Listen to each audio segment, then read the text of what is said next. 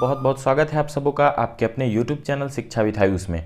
तो दोस्तों इस वीडियो में हम लोग प्रैक्टिस सेट नंबर 26 से प्रैक्टिस सेट नंबर 30 तक के सभी प्रश्नों को देखने वाले हैं। तो आशा करते हैं कि पीछे के वीडियोस की तरह यह वीडियो भी आप लोगों को काफ़ी पसंद आएगा। अच्छा अगर लगे वीडियो तो लाइक ज़रूर कीजिएगा, ज़्यादा से ज़्यादा दबा के शेयर कीजिएगा वीडियो, ताकि आपका भाई ज़्यादा मोटिवेटेड हो सके आप सब के प्रति और वीडियो बनाने में थोड़ा ज़्यादा जोश उत्साह मिले। तो ज़्यादा से ज़्यादा शेयर कीजिए, चैनल पे अगर नए हैं तो सब्सक्राइब कीजिएगा। तो आइए देखते हैं हम लोग आज का जो पहला प्रैक्टिस सेट है, देखते हैं उसकी तरफ। पहला प्रैक्टिस सेट है प्रैक्टिस सेट नंबर 21 और पहला प्रश्न को हम लोग स्टार्ट करते हैं।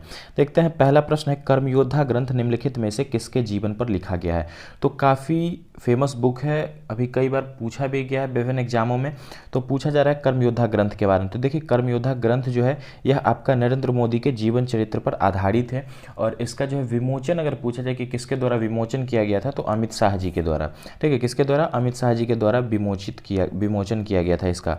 दूसरा है प्रश्न, हीराकुंड बांध किस राज्य में स्थित है। तो देखिए अगर हीराकुंड बांध की बात आएगी तो यह आपका ओडिशा में है। ठीक है, हीराकुंड बांध कहाँ पे हो जाएगी? ओडिशा में। और नदी की बात आ जाएगी तो किस नदी पे? तो महानदी पर निर्मित है। ठीक है, हीराकुंड बांध किस नदी पे निर्मित है? तो महानदी पे। राज्य की बात होगी तो ओडिशा। आगे है तीसरा प्रश्न कि केंद्र शासित प्रदेश लद्दाख में कितने जिले हैं। तो आप सबों को पता होगा कि केंद्र शासित प्रदेश लद्दाख जो है पहले यह आपका जम्मू कश्मीर का ही हिस्सा होता था, लेकिन अभी हालिया संशोधन के बाद इसको क्या कर दिया गया है कि जम्मू कश्मीर को डिवाइड करके दो यूनियन टेरिटरी में डिवाइड कर दिया गया, एक आपका जम्मू कश्मीर और दूसरा लद्दाख। तो लद्दाख के साथ अब आपका केंद्र शासित शब्द आ जाता है। तो लद्दाख केंद्र शासित प्रदेश जो है इसमें अगर जिलों की संख्या की बात करेंगे तो कुल 2 जिले हैं। ठीक है, कितने? कुल 2 जिले हैं, ऑप्शन नंबर डी। आगे है चौथा प्रश्न है कि विटामिन बी कॉम्प्लेक्स में कितने विटामिन होते हैं। ठीक है, तो विटामिन बी कॉम्प्लेक्स जो होता है उसके अंदर, ठीक है, कितने विटामिन होते हैं उसके बारे में बताना है। तो देखिए विटामिन बी कॉम्प्लेक्स में आपके टोटल 8 टाइप्स के विटामिन होते हैं। ठीक है, कितने? टोटल 8 प्रकार के विटामिन होते हैं। कौन कौन से? तो विटामिन B1, दूसरा होता है आपका विटामिन B2, फिर आपका है विटामिन B3, तीनों सीरीज में। उसके बाद vitamin B5, vitamin B6, vitamin B7 और एक आपका B9 और B12। ठीक है, तो कुल 8 प्रकार के B1, B2, B3, फिर 4 को छोड़ के फिर 5, 6 और 7, उसके बाद फिर आपका 8 को छोड़ के 9 और 12। नेक्स्ट है पांचवा प्रश्न कि भारतीय सुधार संघ का निर्माण कब किया गया था। तो देखिए भारतीय सुधार संघ जो है इसका अगर निर्माण की बात करेंगे तो इसका निर्माण आपका 1870 में किया गया था, ऑप्शन नंबर बी। नेक्स्ट है छठा प्रश्न है कि करमन मल्लेश्वरी को पद्मश्री कब मिला था। तो देखिए करमन मल्लेश्वरी है किस खेल से संबंधित है, तो भारोत्तोलक रही हैं। ठीक है, भारोत्तोलक रही हैं, वेट लिफ्टर। तो करमन मल्लेश्वरी की अगर बात करेंगे तो पद्मश्री के बारे में पूछा जा रहा है, तो पद्मश्री कब दिया गया था, तो इन्हें 1999 में पद्मश्री से सम्मानित किया गया था। पद्मश्री के बारे में देखेंगे तो यह आपका क्या है, भारत का जिस तरह से सर्वोच्च नागरिक सम्मान है भारत रत्न, तो उसी तरीके से सबसे जो नीचे का सम्मान है वो है पद्मश्री। मतलब सबसे नीचे का जो सम्मान होता है सीरीज में देखेंगे तो सबसे पहले आपको पद्मश्री है, उसके ऊपर अगर देखेंगे तो पद्म भूषण है, फिर उससे ऊपर आपका पद्म विभूषण है और सबसे सर्वोच्च की बात करेंगे तो भारत रत्न हो जाएगा।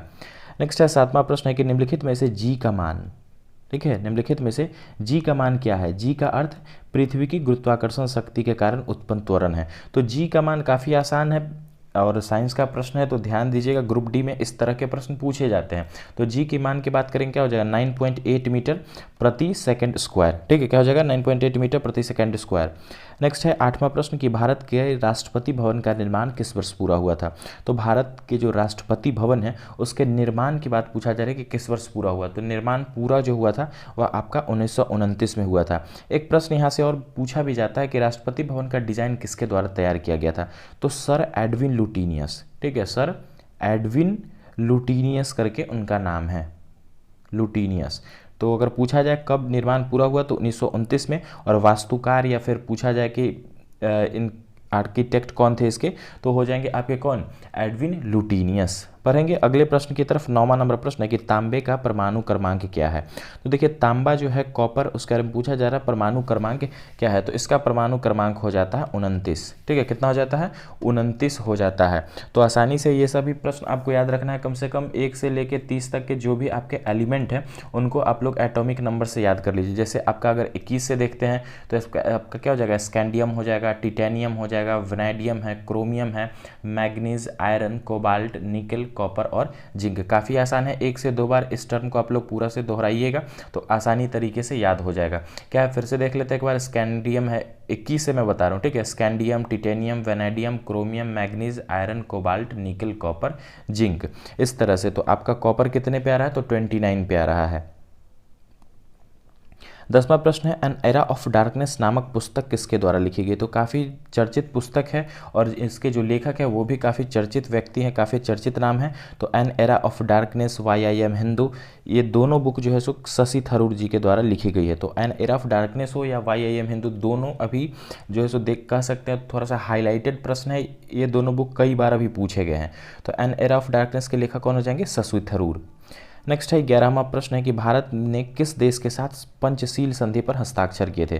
तो देखिए पंचशील संधि जो है उसके साथ हस्ताक्षर भारत का किस देश के साथ समझौता है, तो चाइना के साथ। और अगर देखेंगे पंचशील संधि के बारे में तो यह आपका 1954 में यह हस्ताक्षरित है, ठीक है। पंचशील समझौता कब हुआ, तो 1954 में। किसके बीच, तो भारत और चाइना के बीच में यह आपका समझौता हुआ था। आगे है 12वां प्रश्न कि प्रतिवर्ष सुल्तान अजलान शाह कप कहाँ आयोजित किया जाता है। तो सुल्तान अजलान शाह कप जो है यह आपका किस देश में आयोजित होता है, तो यह आयोजित होता है आपका मलेशिया में, ठीक है। कहाँ पे, मलेशिया में। और अजलान शाह कप जो है किस खेल से संबंधित है, तो यह आपका संबंधित है हॉकी से, ठीक है। किससे, हॉकी से संबंधित है। हॉकी के बारे में देखेंगे तो इंडिया का नेशनल गेम बोलते हैं, लेकिन बहुत सारे ऐसे भी दोस्त हैं, बहुत ऐसे टीचर हैं, और ये भी सही भी चीज़ है कि अगर देखिएगा तो भारत का कोई नेशनल गेम है नहीं, लेकिन अगर देखें तो कई बार प्रश्न यहाँ से पूछे भी जाते हैं। तो फील्ड हॉकी को हम लोग भारत का नेशनल गेम मानते हैं। आगे है 13वां प्रश्न कि पहला माइक्रो प्रोसेसर 4004 किस कंपनी द्वारा बनाया गया था। तो जो पहला माइक्रो प्रोसेसर था, क्या नाम था, 4004, किस कंपनी के द्वारा बनाया गया था, तो यह आपका बनाया गया था इंटेल कॉर्पोरेशन के द्वारा, ठीक है। किसके द्वारा, इंटेल कॉर्पोरेशन के द्वारा, ऑप्शन नंबर बी।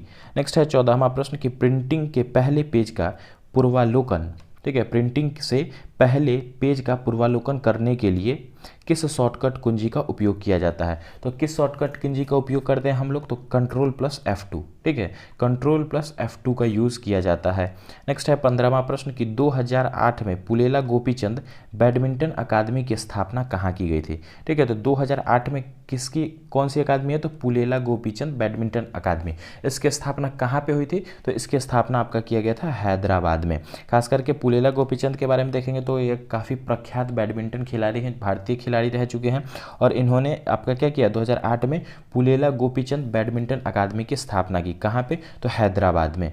नेक्स्ट है 16वां प्रश्न है कि मौलिक अधिकारों की सूची से संपत्ति का अधिकार को कब हटाया गया। काफ़ी फेमस क्वेश्चन है आपका, पॉलिटी से है, ये भी प्रश्न पूछे जाते हैं कई बार।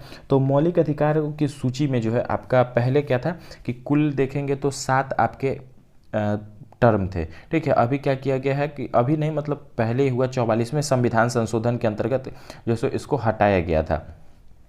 किसको, तो संपत्ति के अधिकार को। तो कब यह हुआ था, तो यह आपका हुआ था 1978 में। और पूछा जाए कि संपत्ति का अधिकार किस संविधान संशोधन के द्वारा मौलिक अधिकार से हटाया गया, तो 44, ठीक है, 44वें संविधान संशोधन के द्वारा। नेक्स्ट है 17वां प्रश्न है कि दक्षिण पश्चिम रेलवे का मुख्यालय कहाँ है। तो देखिए इस तरह के जो भी प्रश्न है, याद अगर है आपको तो काफ़ी अच्छी चीज़ है, अगर नहीं याद है तो अगर मैप पे पकड़ है तो आप लोग कर लोगे। मैं पीछे के भी वीडियोस में आप सबको बताता रहता हूँ कि अगर पॉलिटिकल मैप नहीं है आप लोगों के पास तो ज़रूर अपने स्टडी रूम में लगाइए, काफ़ी हेल्पफुल और बेनिफिशियल होगा आप सबों के प्रिपरेशन में। देखेंगे तो बहुत सारे ऐसे प्रश्न हैं जो कि आपको सिर्फ मैप से आसानी से याद हो जाएंगे। जैसे दक्षिण पश्चिम रेलवे की बात करेंगे तो अगर किन्हीं को नहीं भी याद होगा तो आसानी से कर ले जाएंगे, ठीक है। थोड़ा सा आपको बस लोकेशन के साथ साथ मैप का आइडिया होना चाहिए, ठीक है। मैप में कौन सा लोकेशन कहाँ पे आता है ये चीज़ थोड़ा सा आपको पता होगा तो बहुत से, सिर्फ आपके रेलवे जोन के प्रश्न नहीं, बहुत ऐसे प्रश्न हैं जो आप लोग आसानी से कर लोगे। जैसे देखते हैं इसी प्रश्न को एग्जाम्पल में लेते हैं कि दक्षिण पश्चिम रेलवे की मुख्यालय की बात हो रही है। तो देखते हैं ये आपका नीचे का है पेनिसुलर इंडिया, जो पीछे मैंने बताया भी था। तो दक्षिण पश्चिम, तो जैसी दक्षिण की बात होगी तो हम लोग साउथ नीचे की तरफ आएंगे, और जो पश्चिम की बात होगी तो आपको पता है कि पूरब ये बंगाल की खाड़ी वाला क्षेत्र, और इधर आपका पश्चिम हो जाएगा जो कि अरब सागर वाला क्षेत्र है इस साइड में। तो दक्षिण तो नीचे और पश्चिम तो इधर, मतलब कहीं इस आसपास में कोई रेलवे जोनल होगा तो इस आसपास में आपका कर्नाटक का क्षेत्र पड़ता है, और कर्नाटक में आपका एक हुबली शहर है, ठीक है, वहीं पे आपका दक्षिण पश्चिम रेलवे का मुख्यालय है। तो इस तरह से भी आप लोग इस प्रश्न को आसानी से कर सकते हैं। अगर आपको लगे कि हाँ ये प्रश्न मैंने यहाँ पे बता दिया बाकी नहीं हो पाएगा, तो आप लोग मैप अपने सामने रखना और जो भी आपका रेलवे मुख्यालय है सबों को आप लोग एक बार पढ़ो, इस तरह से लोकेशन के हिसाब से सेट करो और आप एकदम एग्जैक्ट आंसर के पास पहुँच जाओगे।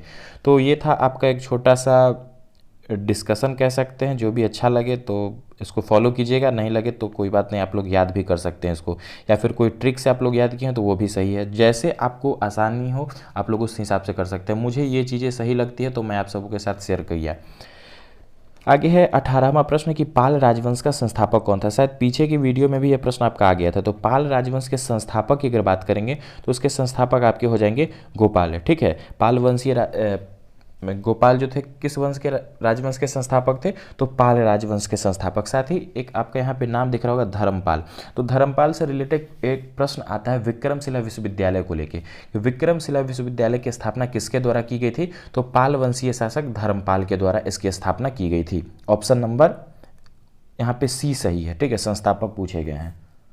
नेक्स्ट है 19वां प्रश्न है कि मुस्लिम लीग की स्थापना कब की गई थी। देखिए मुस्लिम लीग जो है इसकी स्थापना की बात करेंगे तो इसका स्थापना किया गया था 1906 में, और किसके द्वारा, तो मुख्य रूप से देखेंगे तो सलीमुल्लाह खां के द्वारा जो है सो इसकी स्थापना की गई थी। ऑप्शन नंबर बी यहाँ पे सही होगा। 20वां प्रश्न है कि लिनक्स क्या है। तो लिनक्स के बारे में देखेंगे तो लिनक्स जो है यह आपका एक प्रकार का क्या है, ऑपरेटिंग सिस्टम होता है, ठीक है। लिनक्स क्या होता है, ऑपरेटिंग सिस्टम, जिसको आम भाषा में ओएस भी बोलते हैं। ऑपरेटिंग सिस्टम क्या होता है इसके बारे में देख लेते हैं। जैसे ही आप कंप्यूटर को, लैपटॉप को, मोबाइल को, टैब को, किसी भी इलेक्ट्रॉनिक गैजेट को या फिर कंप्यूटर टाइप का जो गैजेट है उसको ओपन करते हैं तो आपके सामने एक इंटरफेस क्रिएट होता है जिसमें आप सबों को ये एक तरीके से यूज़र फ्रेंडली बनाता है, ठीक है। ओएस के बारे में एक दूसरा टर्म ये भी बोल सकते हैं कि एक सिस्टम और एक यूजर के बीच में किस तरह से वर्क करना है, उस प्लेटफॉर्म को क्रिएट करने का काम होता है ओएस का। जैसे आप लोग होम ओपन करते हो अपने लैपटॉप को तो आपको सामने में माई कंप्यूटर का ऑप्शन, एडोबी का ऑप्शन, मोजिला का ऑप्शन, क्रोम का ऑप्शन, ठीक है, जो भी आपके आइकन्स होते हैं वो आपको दिख जाता है और आप आसानी से उसको पिक कर लेते हो। तो मतलब एक इंटरफेस क्रिएट करने का वर्क काम होता है ऑपरेटिंग सिस्टम का।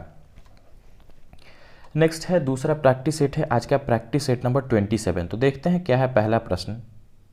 पहला प्रश्न पूछा गया है कि किस देश द्वारा विजडन क्रिकेटर्स अलमनाक प्रकाशित किया जाता है, जिसे अक्सर क्रिकेट के बाइबल के रूप में जाना जाता है, ठीक है। तो बुक है, बुक का क्या नाम है, विजडन क्रिकेटर्स अलमनाक, और इसे क्रिकेट के बाइबल के रूप में जाना जाता है। किस देश के में प्रकाशित होता है, तो यह जो है सो कहाँ प्रकाशित किया जाता है, तो यूनाइटेड किंगडम में, ठीक है। कहाँ पे, यूनाइटेड किंगडम में, यूके में, मतलब लंदन जिसको बोल सकते हैं, इंग्लैंड जिसको बोल सकते हैं एक तरीके से। आगे है दूसरा प्रश्न है कि गुरुत्वीय त्वरंगों का पता लगाने के लिए सर्वप्रथम किस उपकरण का उपयोग किया गया था। तो गुरुत्वीय त्वरंग का जो पता लगाने के लिए उपकरण का यूज़ किया जाता है वह है आपका लीगो, ठीक है। कौन सा उपकरण होता है, लीगो होता है। नेक्स्ट है तीसरा प्रश्न कि जयपुर के हवा महल की बाहरी दीवारों पर कितनी खिड़कियां हैं। तो जयपुर के हवा महल की अगर बात करेंगे तो इसकी बाहरी दीवारों पर खिड़कियों की संख्या आपको बताना है, तो वह है आपकी 953, ठीक है। बाहरी दीवारों पर कितनी खिड़कियां हैं, तो 953 खिड़कियां। चौथा प्रश्न है कि भारत के संविधान में मौलिक कर्तव्यों की अवधारणा किस देश से ली गई है। तो देखिए मौलिक कर्तव्य जो है, तो मौलिक कर्तव्य को आपका लिया गया था यूएसएसआर से, ठीक है, जिसको सोवियत संघ भी बोलते हैं। फुल फॉर्म क्या होता है यूएसएसआर का, तो union of Soviet socialist Republican, ठीक है, union of Soviet socialist Republican.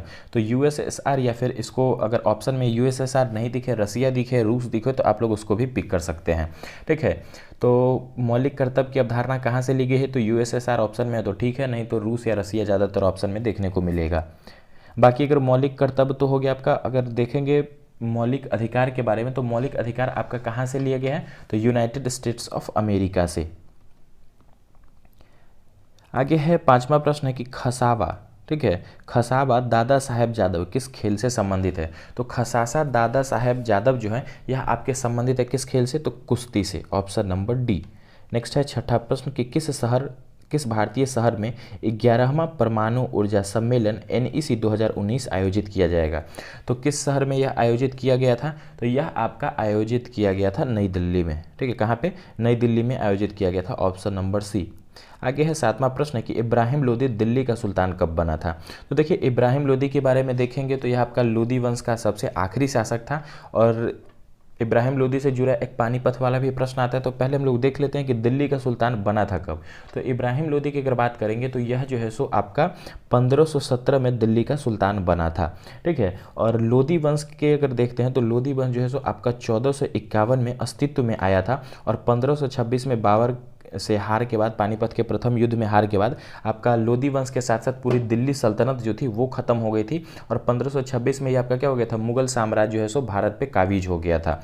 और प्रश्न में इब्राहिम लोदी से रिलेटेड है तो इब्राहिम लोदी आपका 1517 में सुल्तान बना, 1526 में जो है सो बाबर के साथ पानीपत का प्रथम युद्ध हुआ और वहीं पे जो है सो धाराशाही हो गया और लोदी वंश के साथ साथ दिल्ली सल्तनत समाप्त हुआ, मुगल साम्राज्य की नींव डाली गई थी।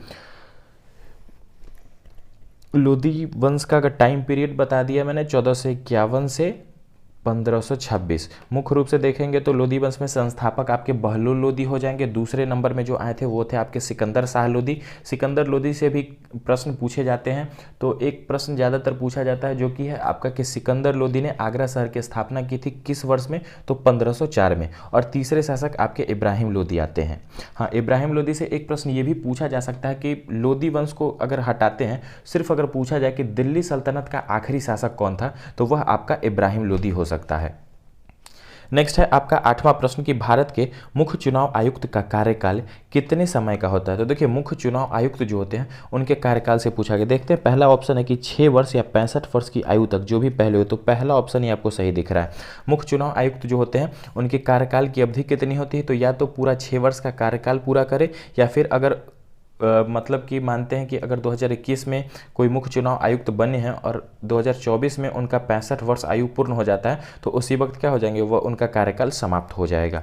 आगे है 9वां प्रश्न कि भारत में पहले क्षेत्रीय ग्रामीण बैंक की स्थापना किस वर्ष में की गई थी। तो भारत में अगर पहले क्षेत्रीय ग्रामीण बैंक के बारे में देखेंगे तो इसकी स्थापना आपका किया गया था किस वर्ष में, तो वर्ष 1975 में, ठीक है, 1975 में किया गया था। नेक्स्ट है 10वां प्रश्न कि किस खेल के प्रत्येक पक्ष में 15 सदस्य होते हैं। तो 15 सदस्य प्रत्येक पक्ष में, तो कौन सा खेल हो जाएगा, वह है आपका रग्बी फुटबॉल। तो रग्बी फुटबॉल एक ऐसा खेल है जिसमें सबसे अधिक खिलाड़ियों की संख्या होती है। बाकी के अगर ऑप्शंस को देखते हैं तो पोलो में अगर बात करेंगे तो पोलो में 4 खिलाड़ी होते हैं। नेटबॉल की बात करेंगे तो नेटबॉल में आपके 7 खिलाड़ी हो जाएंगे। खो खो में आपके 11 खिलाड़ी हो जाएंगे। रग्बी फुटबॉल में 15 खिलाड़ी हो जाएंगे। हाँ, पोलो में 4 हैं, लेकिन पोलो के साथ अगर वाटर शब्द जुड़ जाता है जैसे वाटर पोलो, तो वाटर पोलो में आपके 7 खिलाड़ी होते हैं। आगे है 11वां प्रश्न कि बांग्लादेश, भूटान, भारत और नेपाल, इन 4 सार्क देशों के उपसमूहन के बीच यात्री, क्रमिक और कार्गो वाहन यातायात के विनिमय के लिए किस वर्ष ऐतिहासिक मोटर वाहन समझौता पर हस्ताक्षर किए गए थे। तो यह किस वर्ष हस्ताक्षरित हुआ था, तो आपका 2015 पे, ठीक है, 2015 राइट आंसर होगा, ऑप्शन नंबर ए। 12वां प्रश्न है कि भारत के नैगम, ठीक है, भारत के नैगम अंतर्देशीय जलमार्ग की अनुमानित लंबाई कितनी है। तो इसकी जो अनुमानित लंबाई है वह है आपका 14,500 किलोमीटर।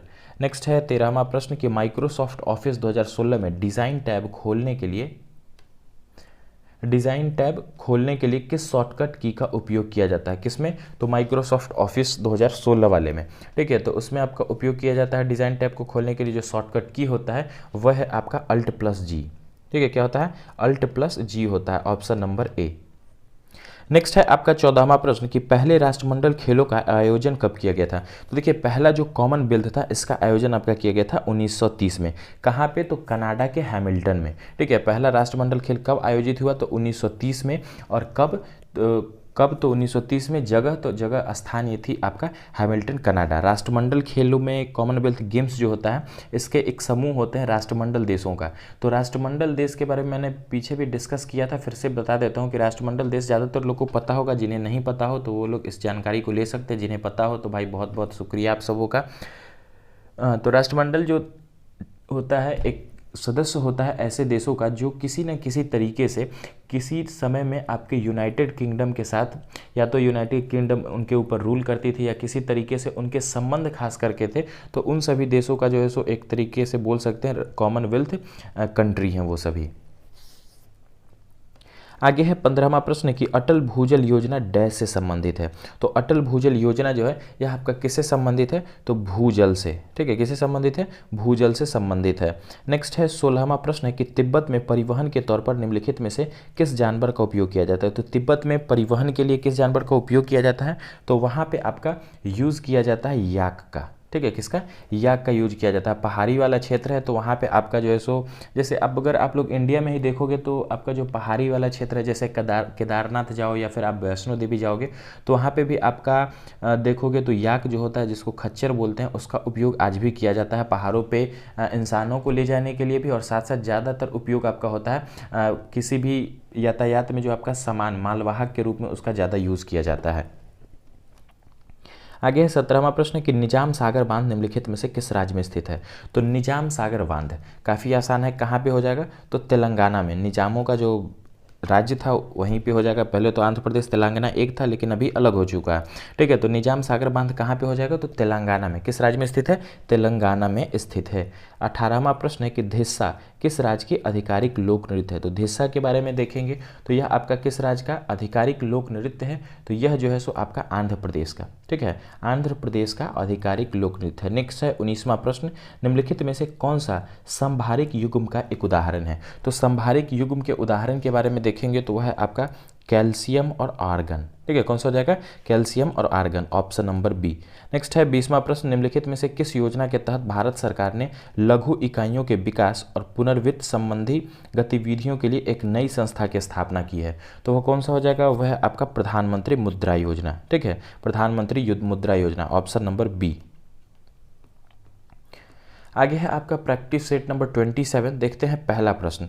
तो पहला प्रश्न है यहाँ पे आपका कि भारतीय संविधान सभा की प्रारूप समिति के अध्यक्ष कौन थे। तो देखिए प्रारूप समिति की अगर बात होगी तो पीछे भी आया था यह प्रश्न। तो प्रारूप समिति के जो अध्यक्ष हो जाएंगे वह आपके हो जाएंगे भीमराव अंबेडकर, ठीक है, कौन हो जाएंगे, बाबा साहब भीमराव अंबेडकर प्रारूप समिति के अध्यक्ष थे संविधान सभा में। नेक्स्ट है दूसरा प्रश्न, निम्नलिखित में से कौन सी बीमारी प्रोटोजुआ के कारण होती है। तो देखिए प्रोटोजुआ के कारण होने वाली बीमारी यहाँ पे कौन कौन सी है, तो वो चेचक, एड्स, रेबीज, कालाजार, ठीक है। तो प्रोटोजुआ के से होने वाली बीमारी जो है वह है आपकी कालाजार। आगे है आपका तीसरा प्रश्न है कि गुरु पर्व सिख समुदाय का सबसे महत्वपूर्ण और पवित्र त्यौहार है। हिंदू कैलेंडर के अनुसार इसे निम्नलिखित में से किस महीने में मनाया जाता है। तो गुरु पर्व को किस महीने में मनाते हैं, तो हिंदू के महीने से देखेंगे तो कार्तिक मास में, ठीक है, कार्तिक मास में मनाते हैं। और इस मास में ही आपका जो सो बिहार, यूपी और जो आपका पूर्वांचल वाला क्षेत्र होता है वहाँ पे आपका छठ पर्व जो होता है यह हिंदी के कार्तिक महीने से ही आपका मनाया जाता है। चौथा प्रश्न है कि कथकली नृत्य ललित कला के डैश प्रारूपों के लयबद्ध संयोजन है। तो कथकली नृत्य जो है ललित कला के कितने प्रारूपों का लयबद्ध संयोजन है, तो यह अगर देखेंगे तो आपका कुल 5 प्रारूपों का लयबद्ध संयोजन है। नेक्स्ट है 5वां प्रश्न है कि कंप्यूटर डेटा स्टोरेज के मेमोरी साइज के संदर्भ में 1 गीगाबाइट में कितने मेगाबाइट होते हैं, ठीक है। गीगाबाइट शब्द जो कि आप लोग आम भाषा में जीबी बोलते हैं, 1 GB, 2 GB, 15 GB, जो भी हो। 15 GB तो आपका स्टोरेज डिवाइस आता भी नहीं है, 16 GB होता है। तो वही पूछा जा रहा है कि 1 गीगाबाइट में कितने मेगाबाइट होते हैं। तो काफ़ी आसान है टर्म, 1024, ठीक है। कभी भी शब्द आएगा तो 1024 से ही डिफाइन होगा। जैसे अगर देखेंगे तो 1 KB जो होता है, ठीक है, उसी तरीके से आपका 1024 KB को जब हम लोग मिलाएंगे तो 1 MB हो जाएगा। उसी टाइप से जब 1024 MB को इक्वल करेंगे तो 1 GB हो जाएगा। आगे है आपका छठा प्रश्न, निम्नलिखित में से किस वैज्ञानिक ने डायनामाइट का आविष्कार किया था। तो डायनामाइट का आविष्कार किसके द्वारा किया गया था, तो अल्फ्रेड नोबेल के द्वारा, ठीक है। किनके द्वारा किया गया था, तो अल्फ्रेड नोबेल के द्वारा डायनामाइट का आविष्कार किया गया था। और पूछा जाता है कि डायनामाइट में मुख्य रूप से क्या होता है, ठीक है। तो डायनामाइट में अगर देखेंगे तो मुख्य रूप से आपका नाइट्रोग्लिसरीन पाया जाता है। आगे है 7वां प्रश्न कि विशेष रूप से निर्मित टैंकों और तालाबों में मछली प्रजनन को डैश के नाम से जाना जाता है। तो देखिए मछली प्रजनन जो होता है उसे किस नाम से जाना जाता है, तो उसे हम लोग जानते हैं पीसी कल्चर के नाम से, ठीक है, पीसी कल्चर के नाम से जाना जाता है, ऑप्शन नंबर सी। आगे है 8वां प्रश्न है कि दिन में 2 बार समुद्र के पानी के लयबद्ध उतार चढ़ाव को डैश कहा जाता है। तो दिन में 2 बार जो समुद्र के पानी का लयबद्ध उतार चढ़ाव होता है उसे हम लोग जानते हैं ज्वार के नाम से, ठीक है, ज्वार के नाम से जानते हैं। नेक्स्ट है 9वां प्रश्न, निम्नलिखित में से किस वैज्ञानिक को सैद्धांतिक भौतिकी में अपने कामों के लिए विशेष रूप से प्रकाश विद्युत प्रभाव के नियम की खोज के लिए नोबेल पुरस्कार दिया गया था। तो प्रकाश विद्युत प्रभाव, ठीक है, law of the photo electric effect काफ़ी फेमस था उस समय। तो ये इसके लिए जो नोबेल पुरस्कार किनसे दिया गया था, तो यह दिया गया था प्रसिद्ध वैज्ञानिक अल्बर्ट आइंस्टाइन जी को, ठीक है, अल्बर्ट आइंस्टाइन जी को यह मिला था। नेक्स्ट है 10वां प्रश्न कि हार्ड डिस्क डेटा, ठीक है, हार्ड डिस्क किस प्रकार के डेटा भंडारण उपकरण का उदाहरण है, ठीक है। हार्ड डिस्क जो होता है किस तरह का डेटा भंडारण करता है, तो हार्ड डिस्क में आपका जो होता है ये सेकेंडरी स्टोरेज होता है, ठीक है, क्या होता है, सेकेंडरी स्टोरेज डिवाइस है। नेक्स्ट है 11वां प्रश्न है निम्नलिखित कथनों में से कौन सा सही नहीं है, तो जो सही नहीं है उसके बारे में आपको बताना है। पहला कि राज्यपाल के पास मृत्युदंड को निलंबित करने, हटाने या रोकने की कोई भी शक्ति नहीं होती, तो ये आपका सही है। मृत्युदंड को निलंबित करना, हटाना या रोकने की शक्ति जो है सो सिर्फ और सिर्फ राष्ट्रपति के पास होती है, ठीक है। और किस अनुच्छेद के तहत होती है, तो वो अनुच्छेद आपको कमेंट बॉक्स में बता देना है। और देख लेते हैं दूसरा है कि आपका कि कोर्ट मार्शल के माध्यम से दिया गया दंड या दंडादेश के संबंध में राष्ट्रपति के पास क्षमा देने की शक्ति है, तो यह भी आपका सही है। तीसरा कि राज्यपाल के पास मृत्युदंड के मामले में क्षमादान की शक्ति होती है, तो ये गलत चीज़ है, अभी ऊपर में डिस्कस हो गया ये चीज़, तो यहाँ पे तो ऑप्शन नंबर सी ही सही हो जाएगा। बाकी चौथा ऑप्शन भी देख लेते हैं, कोर्ट मार्शल के माध्यम से दिया गया दंड या दंडादेश के संबंध में राज्यपाल के पास क्षमादान देने की शक्ति नहीं है, तो हाँ जी ये सही है आपका।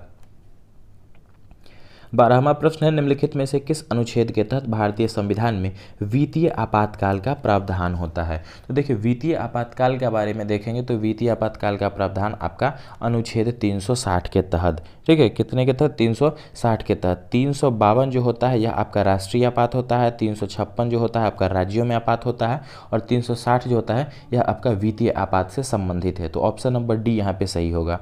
13वां है निम्नलिखित में से किसने 1 जनवरी 2020 को भारत के पहले चीफ ऑफ डिफेंस स्टाफ के तौर पर कार्यभार संभाला, तो जनरल बिपिन रावत, पीछे भी इस चीज़ को लेकर चर्चा हो गई थी पीछे के वीडियो में, तो भारत के पहले CDS के रूप में तैनात किए गए हैं, ठीक है। राष्ट्रपति के बाद जो है सो तीनों सेनाओं के प्रमुख इन्हें बोला जा सकता है। नेक्स्ट है आपका 14वां प्रश्न निम्नलिखित में से किस वर्ष भारत ब्रिटिश राज के सीधे नियंत्रण में आ गया था, ठीक है, निम्नलिखित में से किस वर्ष भारत ब्रिटिश राज के सीधे नियंत्रण में आ गया था, तो वह कौन सा वर्ष है, तो वह वर्ष है आपका 1858, ठीक है, 1858 मतलब 1857 की जो क्रांति हुई थी उससे लेके जो है सो काफ़ी चर्चित हो गया था ये चीज़, और यहाँ तक चर्चित हो गया कि आपका ब्रिटिश पार्लियामेंट में भी ये मुद्दा आपका उठा था, और वहाँ से क्या होता कि कंपनी के हाथों से जो शासन को लेके सीधे ब्रिटिश क्राउन को दे दिया गया था ये चीज़।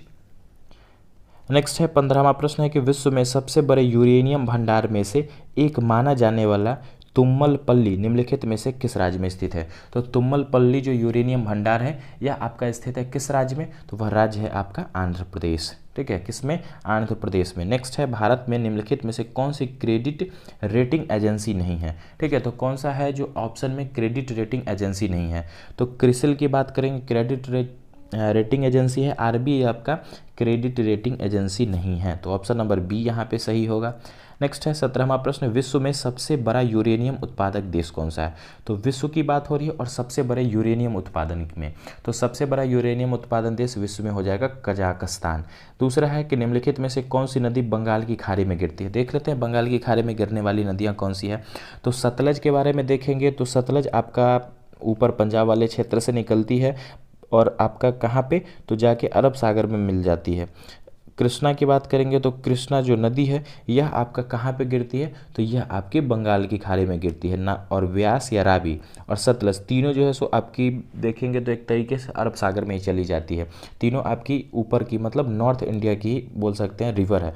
कृष्णा के बारे में देखेंगे तो साउथ इंडिया की रिवर है जो कि आपकी बंगाल की खाड़ी में गिरती है। बी नंबर ऑप्शन यहाँ पे आपका राइट होगा।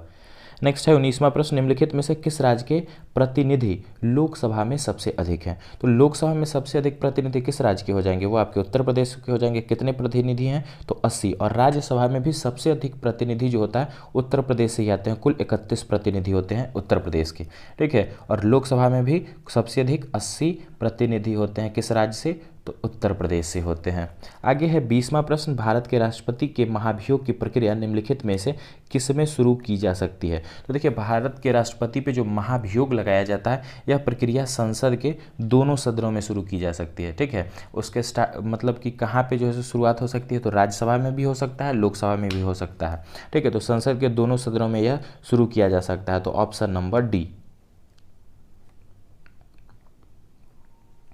नेक्स्ट है प्रैक्टिस सेट नंबर 29। देखते हैं पहला प्रश्न। तो पहला प्रश्न है, निम्नलिखित में से कौन सी फसल खरीफ की फसल का उदाहरण है। ठीक है, तो खरीफ की फसल का जो उदाहरण है उसके बारे में आपको बता देना है। तो पहला देख लेते हैं, तो कपास। ठीक है, कपास की जो फसल है यह आपकी खरीफ फसल होती है, तो ऑप्शन नंबर डी यहाँ पे सही है।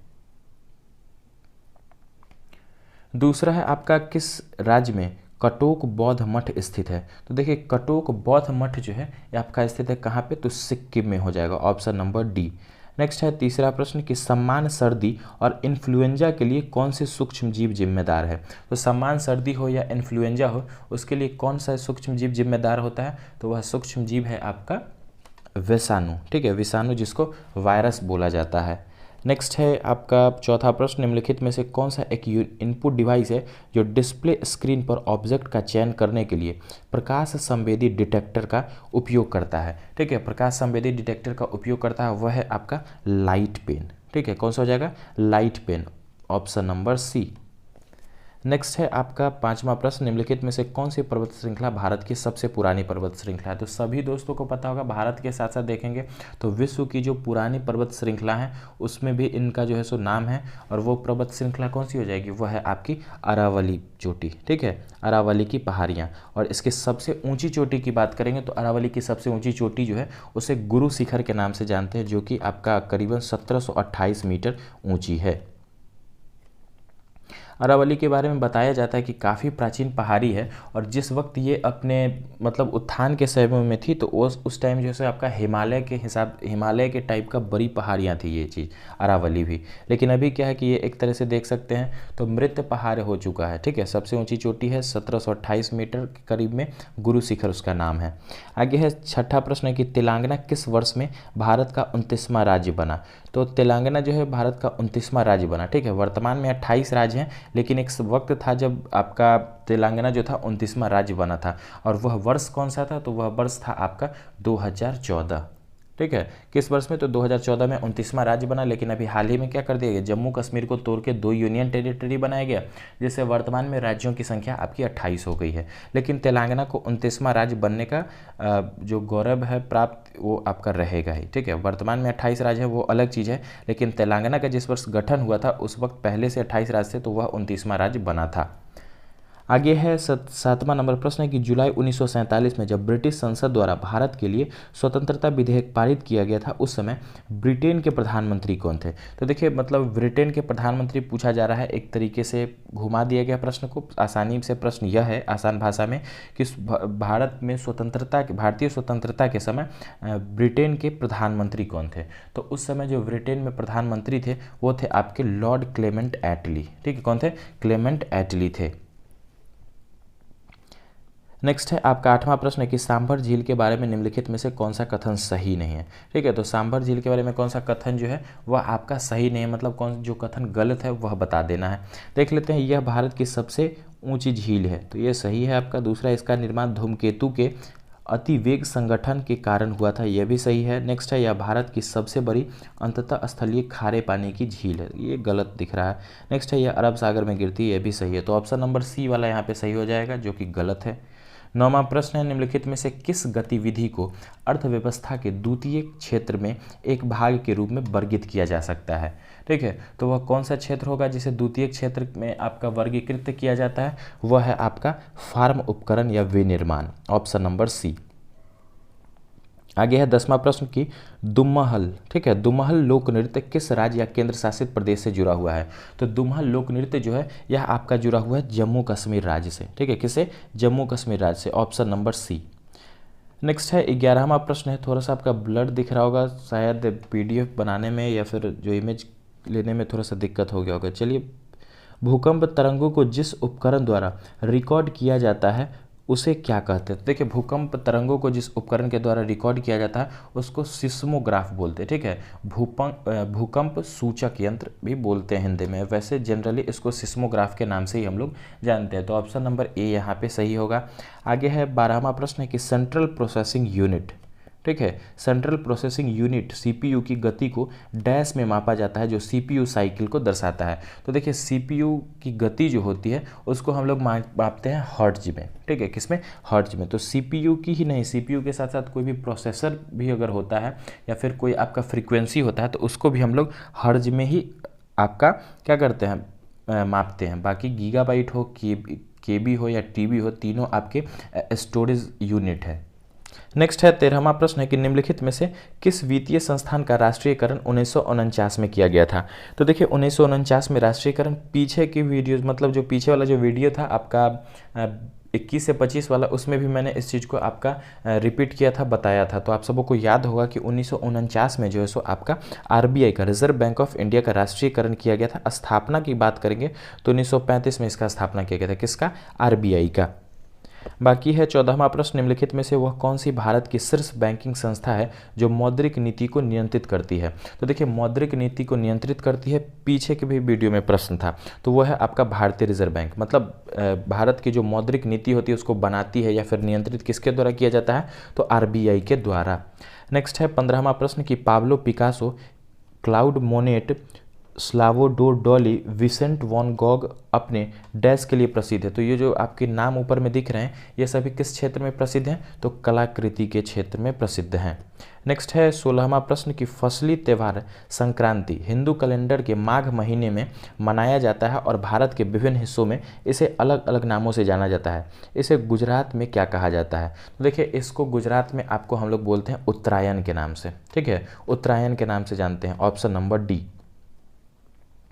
17वां प्रश्न है कि संस्थापक और उनके द्वारा स्थापित सामाजिक धार्मिक संगठन एवं उचित मिलान वाले विकल्प की पहचान करें। तो वह कौन सा हो जाएगा? तो स्वामी विवेकानंद रामकृष्ण मिशन के साथ संबंधित है, सही है।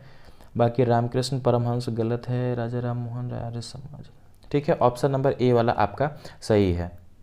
दयानंद सरस्वती ब्रह्म समाज से संबंधित नहीं थे, आर्य समाज से संबंधित थे। ब्रह्म समाज जो है सो राजा राम मोहन राय के द्वारा। तो थोड़ा सा आपका क्या है, ऊपर नीचे दिया गया, तो जो सही है आपको वो बता देना है। तो ऑप्शन नंबर ए वाला सही है।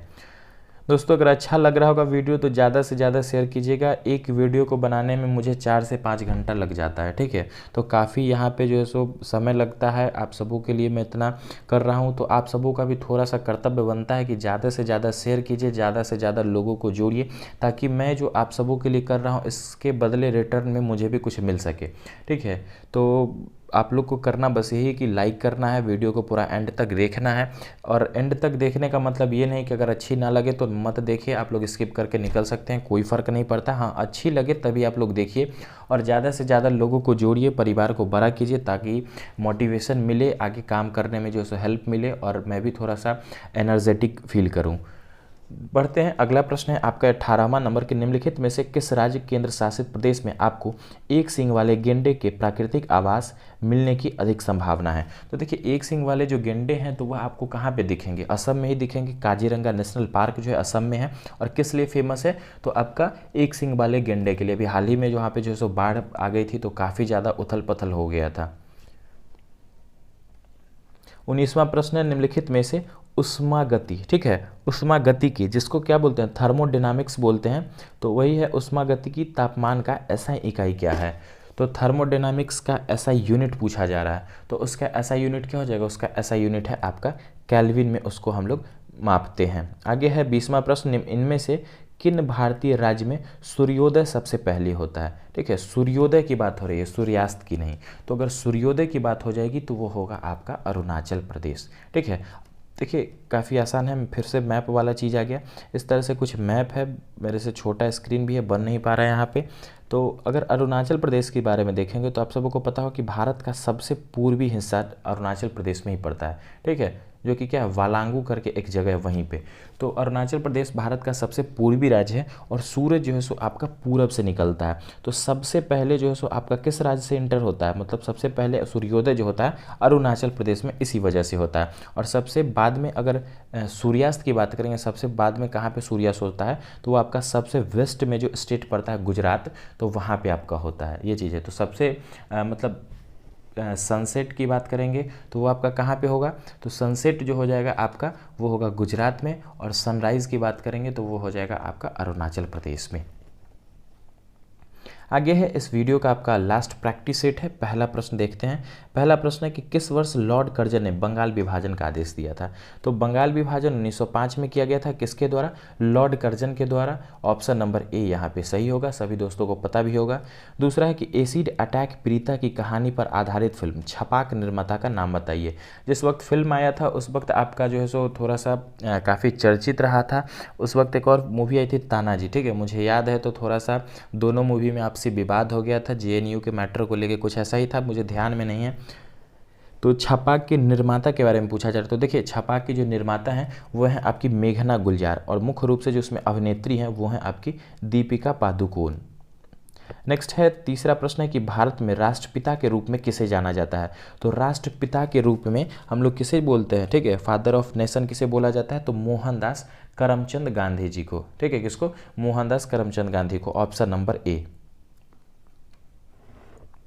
चौथा प्रश्न है समुद्री जल में प्रचुर मात्रा में पाए जाने वाले नमक का रासायनिक नाम क्या है, ठीक है। तो नमक का जो रासायनिक नाम होता है समुद्री जल में पाया जाता है उसको क्या बोलते हैं, तो उसको हम लोग जानते हैं सोडियम क्लोराइड के नाम से, ठीक है, क्या बोलते हैं, सोडियम क्लोराइड NaCl, ठीक है, नमक का रासायनिक सूत्र। पांचवा प्रश्न है कि भारत में किसी राज्य की सरकार का प्रमुख कौन होता है। तो देखिए भारत में किसी भी राज्य की सरकार का जो प्रमुख होता है वह आपका कौन सा हो जाता है, वो होता है राज्यपाल, ठीक है। मुख्यमंत्री आप लोग को नहीं पिक करना है, राज्य की सरकार का प्रमुख हो जाएगा राज्यपाल हो जाएगा। Option number A.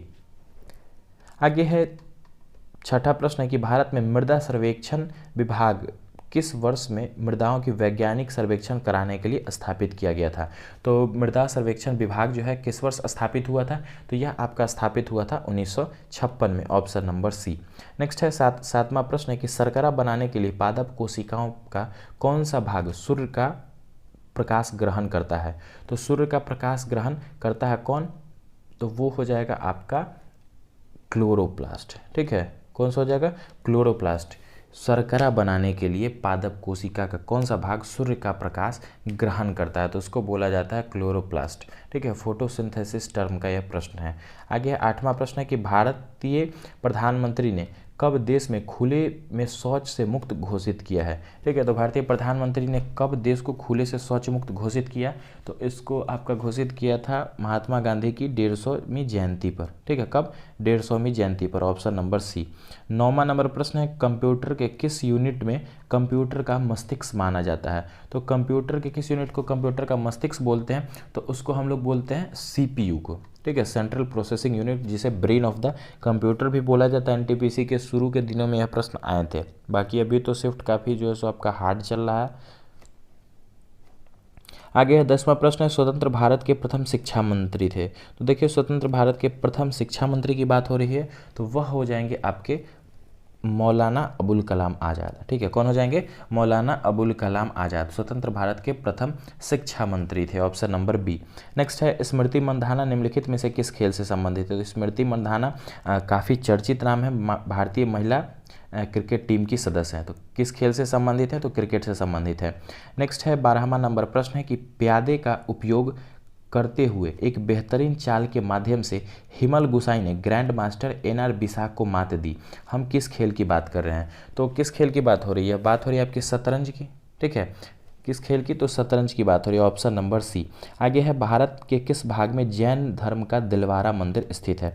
तो जैन धर्म का जो दिलवारा मंदिर है कहाँ पे स्थित है, तो यह आपका राजस्थान के माउंट आबू में, ठीक है, कहाँ पे, तो माउंट आबू में। माउंट आबू कहाँ पे है, तो राजस्थान में है। किस लिए प्रसिद्ध है, तो दिलवारा जैन मंदिर के लिए यह प्रसिद्ध है।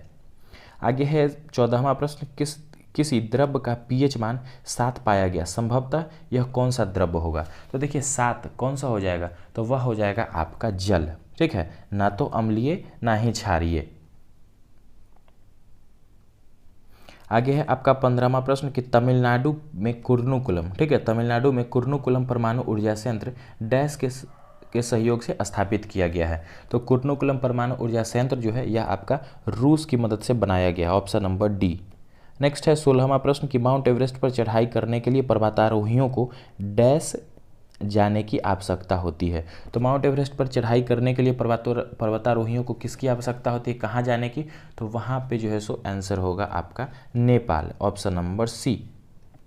आगे है निम्नलिखित में से कौन सा विकल्प सर्वोत्तम ढंग से फायरबॉल को परिभाषित करता है। ठीक है, तो फायरबॉल को कौन परिभाषित करता है, तो यह नियम के सेट के आधार पर नेटवर्क ट्रांसमिशन को अनुमति देने या अस्वीकार करने के लिए सॉफ्टवेयर और हार्डवेयर डिवाइस दोनों का एक संयोजन है। ठीक है, फायरबॉल का क्या डेफिनेशन है, ऑप्शन नंबर सी यहाँ पे सही होगा। नेक्स्ट है 18वां नंबर प्रश्न, मिश्रित अर्थव्यवस्था क्या होती है। तो देखिए मिश्रित अर्थव्यवस्था की बात हो जाएगी तो संसाधन आवंटन, वाणिज्य और व्यापार की एक बाजार प्रणाली जिसमें सरकारी हस्तक्षेप से मुक्त बाजार सह अस्तित्व में होते हैं, उसे मिश्रित अर्थव्यवस्था में गिना जाता है। तो ऑप्शन नंबर सी यहाँ पे सही होगा। 19वां प्रश्न है कि बाइलो, ठीक है, बाइलकुप्पे मठ जिसको क्या बोलते हैं, नामद्रेलिंग, ठीक है, नामद्रोलिंग मठ भी बोलते हैं, भारत के किस राज्य में स्थित है। तो बाइलकुप्पे मठ जो है ये आपका किस राज्य में है, तो यह है आपका कर्नाटक राज्य में स्थित है, ऑप्शन नंबर बी। 20वां प्रश्न है कि भारत को कितने भूकंप क्षेत्रों में विभाजित किया गया है। तो भारत की बात करेंगे तो कुल 4 भूकंप क्षेत्रों में विभाजित किया गया, ऑप्शन नंबर ए। तो दोस्तों इस तरह से आज का वीडियो कंप्लीट होता है। 5 प्रैक्टिस सेट मैंने इस वीडियो में भी आप सबों के लिए दिया है। तो आशा करते हैं वीडियो काफ़ी पसंद आया होगा। अगर अच्छा लगे तो रिक्वेस्ट निरंतर आप सबों से बना रहेगा, लाइक ज़रूर कीजिएगा, ज़्यादा से ज़्यादा दबा के शेयर कीजिए, जितना ज़्यादा हर संभव प्रयास कीजिए, चैनल को बड़ा करने में सभी लोग योगदान दीजिए, ज़्यादा मोटिवेटेड हो सकूँ मैं। और अगर अच्छा लगे तो लाइक ज़रूर कीजिएगा। वीडियो में लास्ट तक बने रहने के लिए फ्रेंड्स बहुत बहुत धन्यवाद।